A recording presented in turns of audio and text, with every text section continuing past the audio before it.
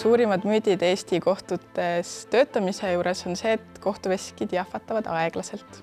Suurimad müüdid Eesti kohtutes töötamise juures võib olla see, et töö on monotoonne või ei ole loovust, kuid tegelikult see nii ei ole. Ma arvan, et neid müüte, suurimaid müüte on 3.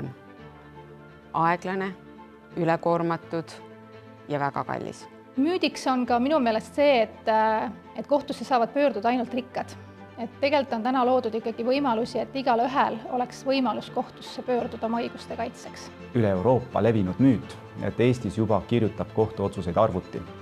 Aga selgelt on see müüt meie kaasaja kontekstis. Vähemalt aastakümneid läheb aega, kui arvuti suudaks lahendada ära ühe keskmise raskusastmega kohtuasja. Ja isegi sellisel juhul peab jääma inimene seda kontrollima.